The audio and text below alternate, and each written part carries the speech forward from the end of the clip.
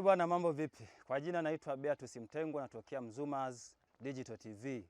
Niko hapa viunga vya Bunda, eneo la Balili, ambapo zinapatikana shule za Mzuma Pre and Primary School pamoja na Highgate Secondary School, ambapo anapatikana ndugu Herbert Jared Muhile.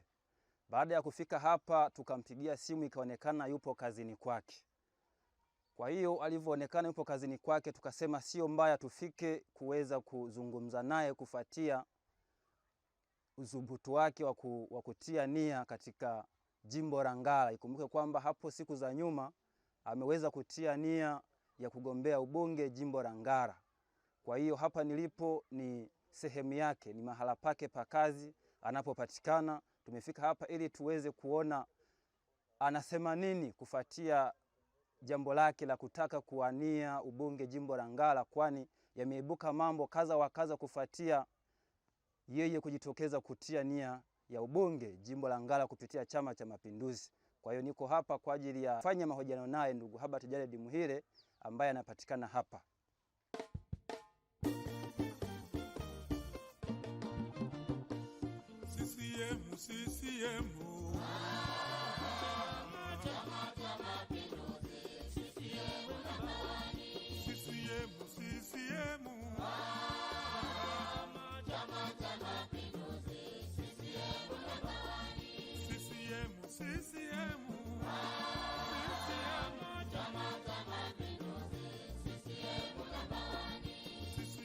CCM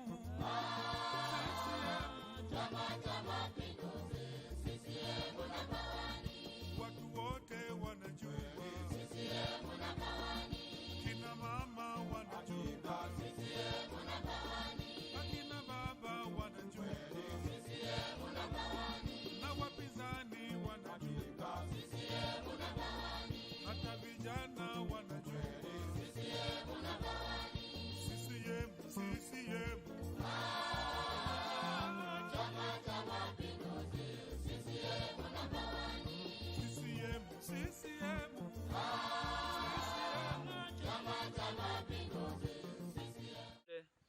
Kwa kunikaribisha hapa viunga vya Mzuma Pre and Primary School pamoja na Highgate Secondary School, ambapo ni sehemu yako unayofanyia kazi.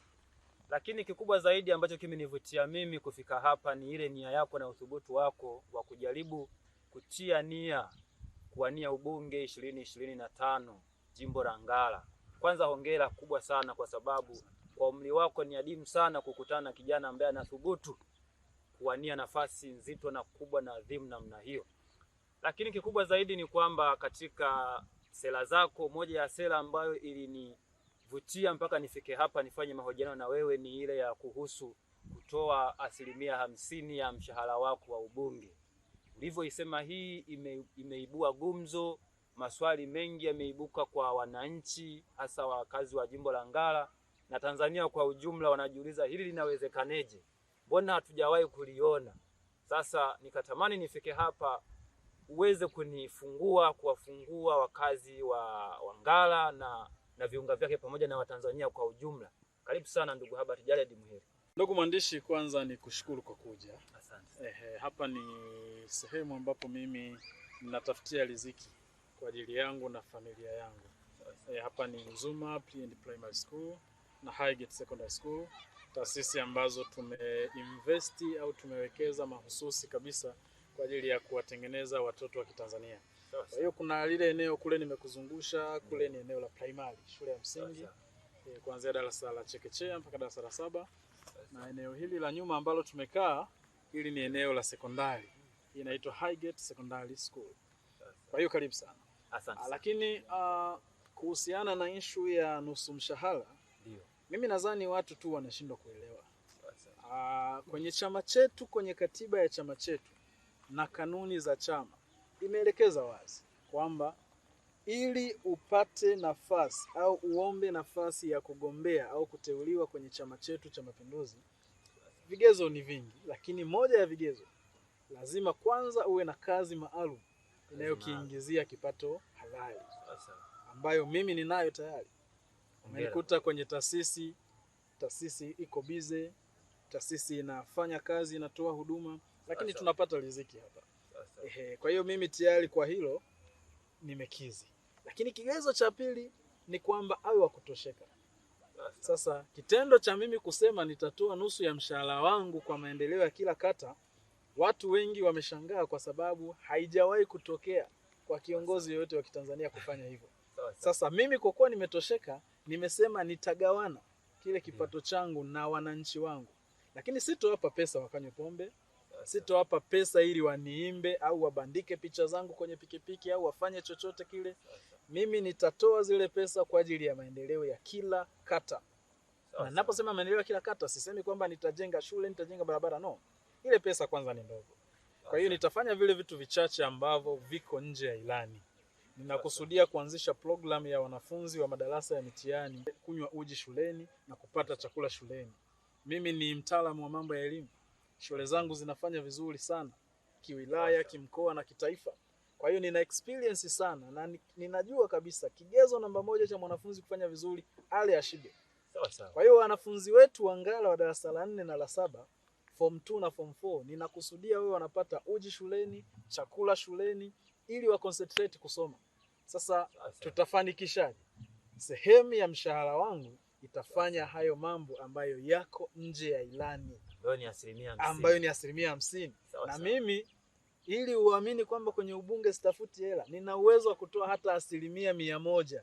Ikiwa nitaona kwamba 50% haitoshelezi mpango wangu wa wanafunzi kula shuleni, nitatoa 100%. Lengo langu tuwe na utoshelevu wa matundu ya vyoo, tuwe na utoshelevu wa madawati, watoto wale shuleni, ili tulaizi ufaulu wa wilaya yetu. Nikiwa na imani kwamba watoto wakifaulu, tukimkomboa mtoto kwenye elimu, tumelikomboa jimbo letu.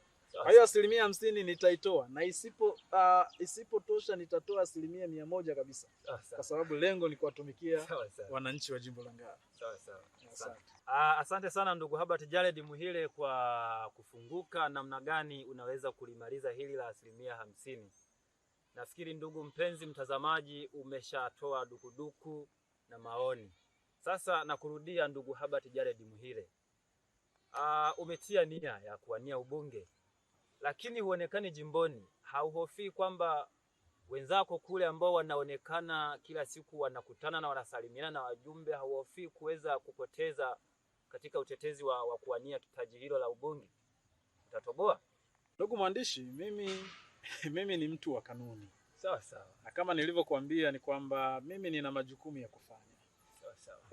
Chama changu kinaniambia kigezo cha kwanza cha wao kuniteua niwe na shughuli maalum ya kufanya. Hawasemi kaonane na wajumbe.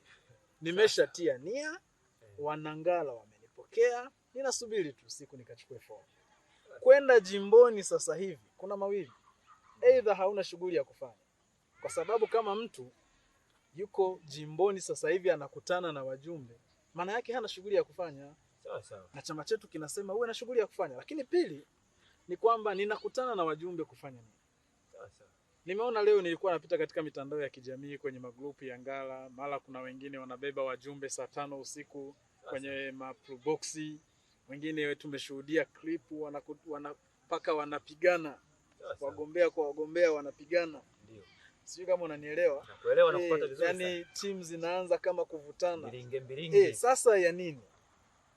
Kanuni za chama zinazuia hicho kitu. Kwa hiyo mimi sikusudii, nilisema wakati natangaza nia, sikusudii kukutana na mjumbe, kwa sababu kanuni zinaniambia nitachukua fomu, nitasubiri vikao vya maamuzi.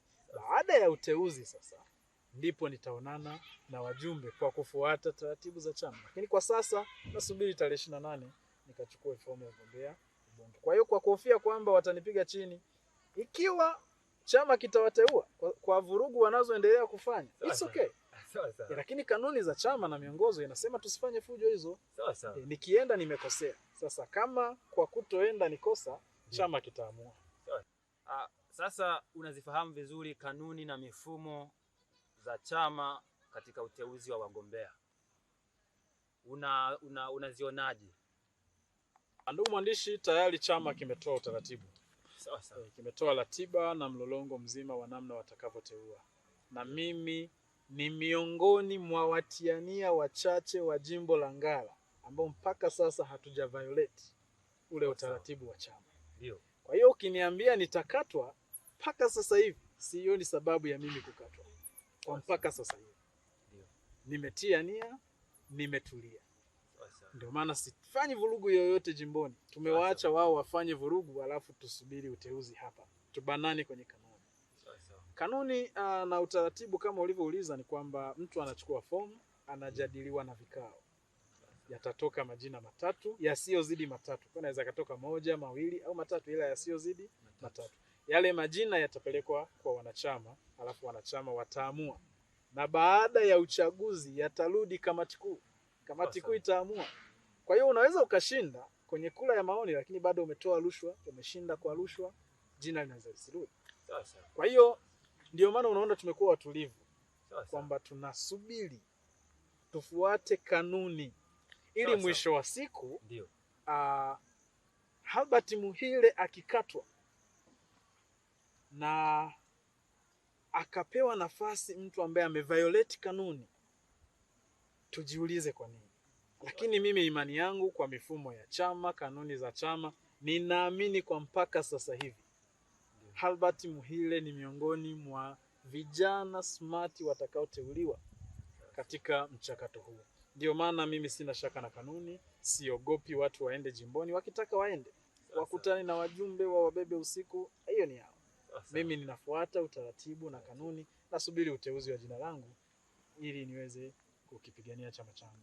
Wakati unatia nia, ilani ya chama ilikuwa bado haijatoka. Na sasa hivi ilani ya chama imeshatoka na ninatumaini umeshaipitia. Na kama umeshaipitia, wewe una lipi la kusema? Asante ndugu mwandishi. Wakati natia nia nilisema wazi kwamba mimi ni mbunge ambaye ninaenda kuwa na vitu vya ziada vingi sana nje ya ilani. Kwanza tayari nina ilani yangu binafsi. Nje ya ilani ya chama tayari nina ilani yangu ambayo ni mpango kazi nitakayoyafanya nje ya ilani. Nilisema wakati ule kwamba nitakuwa na ziada.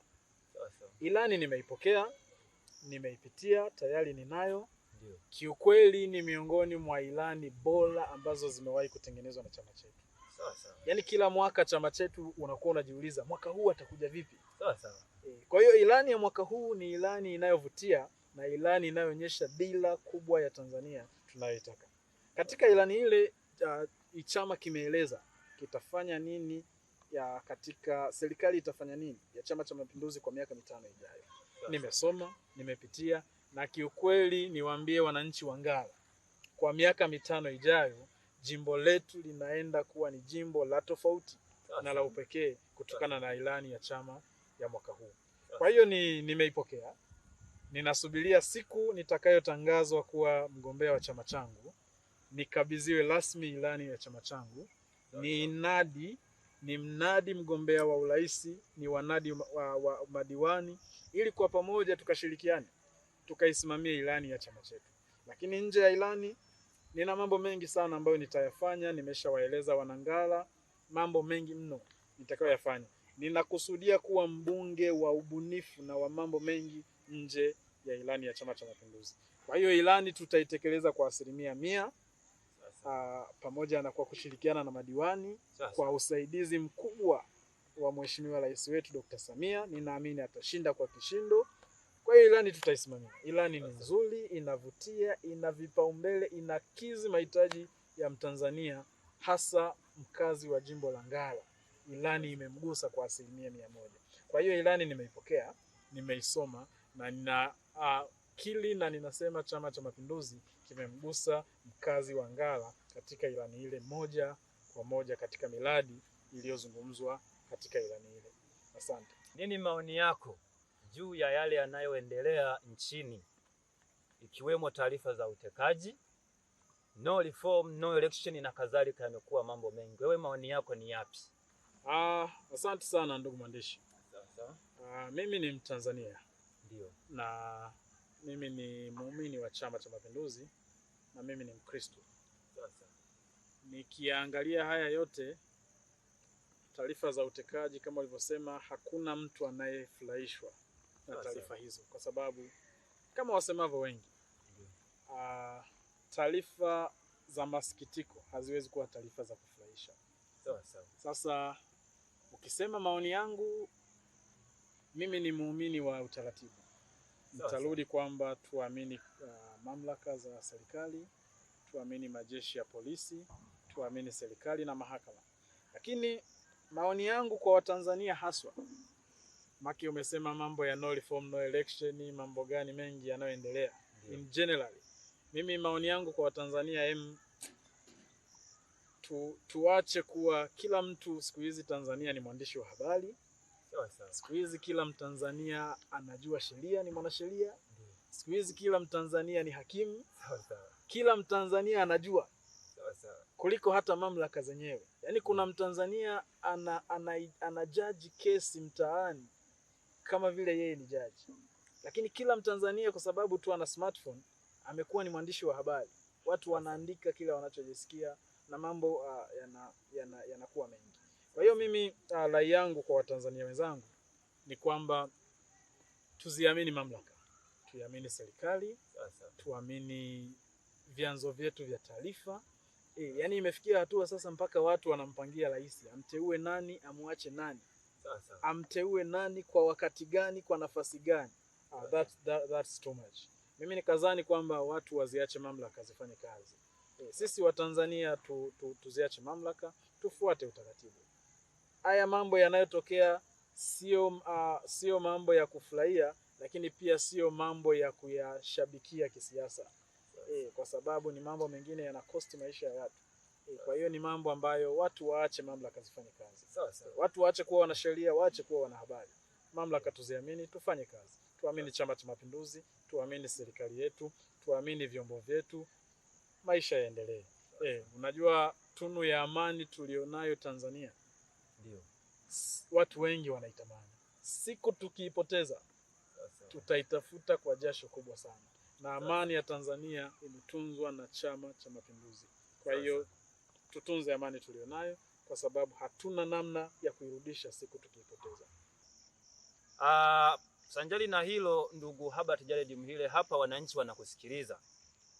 Sasa yapi ni matarajio yako baada ya mchakato wa ndani ya chama? Mimi nina matarajio ya aina mbili, ndugu mtangazaji. Naomba wanangala wenzangu wanisikilize kwa makini. Tarajio langu la kwanza ni kwamba nitateuliwa na nitagombea nafasi ya mbunge wa jimbo la Ngara. Nilishasema ikiwa nitateuliwa, nitashirikiana na watiania wote waliotiania kwa kukusanya maoni yao na kushirikiana nao kulijenga jimbo la Ngara. Matarajio yangu ya pili ni ikiwa sijateuliwa, sitaraji kulalamika kokote kwa sababu ninaiamini mifumo yangu ya chama.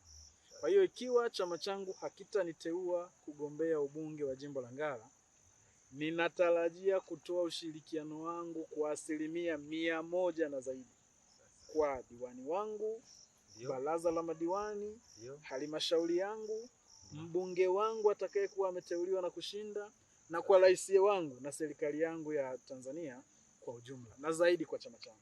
Kwa hiyo kama nilivyosema, ikiwa sijateuliwa, nitakuwa tayari kutumika na kutumwa popote na mmoja kati ya hao niliowataja, kwa sababu lengo langu ni kuijenga Ngara na nchi yangu. Kwa hiyo matarajio yangu ya awali ni kwamba nitashinda ubunge wa jimbo la Ngara. Matarajio yangu ya pili ni ikiwa chama changu kitaona kwamba sasa kijana bado, lakini tunaweza tukatumia sehemu nyingine, I will be ready. Kwa sababu hilo ndo lengo langu la kwanza, ni kuwatumikia wanangala na Watanzania. Kwa hiyo tunakiachia chama. Chama kitaamua ni wakati sahihi au sio wakati sahihi. Lakini matarajio yangu ya kwanza ni kwamba nitateuliwa, kwa sababu sioni sababu yoyote ya mimi kutoteuliwa. Njali na hilo nirudi kwa ndugu Herbert Jared Muhile. Unamzungumziaje ndugu Stephen Kagaigai ambaye ameonekana kutia nia katika jimbo la Ngara? Ndugu mwandishi, kwanza mzee Kagaigai ni mzee wetu tunayemheshimu sana. Wasifu wake unajieleza. Amewahi kufanya kazi Ikulu na mzee Kikwete, Rais Kikwete, rais mstaafu. Amefanya kazi na hayati Magufuli Ikulu, lakini baadaye akateuliwa kuwa katibu wa bunge. Amewahi kuwa kalani wa baraza la mawaziri. Baadaye pale aliteuliwa na Rais Samia kuwa mkuu wa mkoa, na sasa ameteuliwa na Rais Samia kuwa mwenyekiti wa bodi ya TBC, shirika la utangazaji la taifa. Ametia nia jimbo la Ngara. Kwa wasifu huo, nikisema nimzungumzie sana nitakuwa ni muongo, kwa sababu wasifu wake unajieleza. Amelitumikia taifa letu kwa heshima kubwa, kwa nafasi nyeti za Ikulu, ametumika kwenye baraza la mawaziri, ametumika bungeni, ametumika kama mkuu wa mkoa, na sasa anaendesha shirika letu la taifa la utangazaji kama mwenyekiti wa bodi. Nitakuwa ni muongo nikisema hatoshi kuwa mbunge wa jimbo la Ngara. Anatosha kuwa mbunge wa jimbo la Ngara. Lakini kama nilivyosema, tunakiachia chama kiamue. Chama kinajua anayetosha zaidi. Yaani inawezekana wote tunatosha. Lakini yupo yule ambaye chama kitaona huyu anatosha zaidi, na ndiye kitamleta. Ikiwa mzee Kagaigai atashinda, mimi kwanza ni mgombea, ni mtiania ambaye mpaka sasa ni kipenzi cha watiania wote. Ni mtiania ambaye ninazungumza na watiania wenzangu. Mzee Kagaigai hata juzi nilimaliza kuzungumza naye baada ya kutiania kupitia kituo cha redio, nilimpa pongezi, akashukuru kwa zile pongezi, na ana appreciate kwamba mimi ni kijana smart. Kwa hiyo ninaamini akishinda nitakuwa wa kwanza kumpa ushirikiano kuhakikisha anafanya kazi zake. Na ninaamini mimi nikishinda mzee yule hana shida. Naamini atanipa ushirikiano. Kwa hiyo ni mtu safi, mwenye experience, mwenye connection, ni mtu ambaye kama akipewa nafasi na chama chetu kuna mahali atatufikisha. Lakini mwisho wa yote niseme wote tunafaa. Ila chama kinamjua anayefaa zaidi. Na hilo nikurudie ndugu Herbert Jared Muhire. Tunafahamu kwamba bunge linaenda kuvunjwa hivi karibuni. Je, unamuona ndugu Ndaisaba akirudi jimboni kutetea nafasi yake? Ndugu mtangazaji, naam. Ndaisaba George Luholo, mbunge anayetetea nafasi yake. Umesema ninamuona kama anarudi kuitetea nafasi yake? Ndio. Ninamuona akirudi kugombea. Kwa sababu kwanza ameshatia nia. Kupitia ukurasa wake wa Facebook aliandika kwamba atarudi kuchukua fomu kutetea nafasi yake. Kwa hiyo nina uhakika kwamba anarudi kugombea. Lakini pia Ndaisaba mimi ni rafiki yangu. Kitu ambacho wanangala wakijui, mimi nimefanya kazi na Ndaisaba.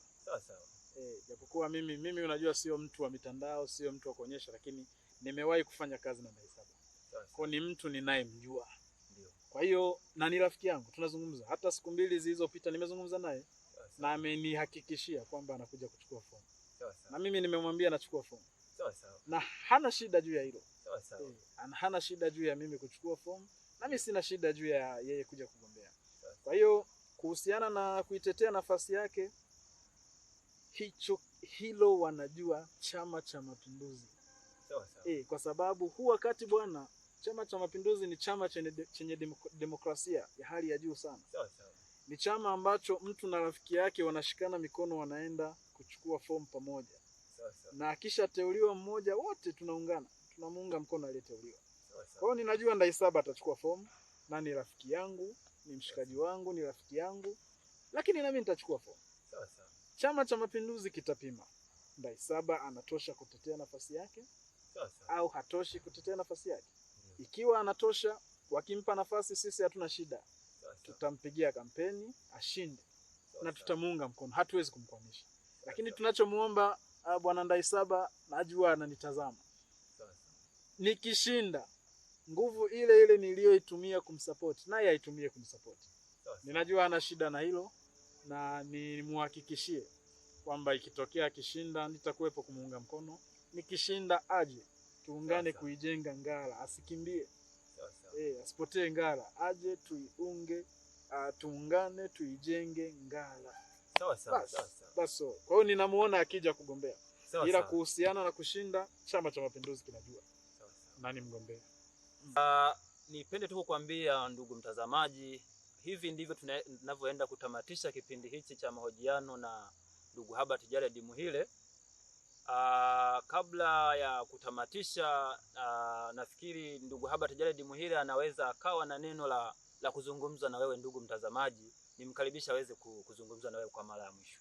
Ndugu Wanangala, mimi ni kama nilivyojitambulisha, mnanifahamu wote. Mimi ni Herbert Jared Muhire, ni kijana wenu mwenye umri mdogo kabisa ambaye nimethubutu kuiomba nafasi hii ya mbunge wa jimbo la Ngara kwa mwaka wa 2025. Ifahamike kwa kila Mwanangala kwamba siji Ngara kushindana na mtu.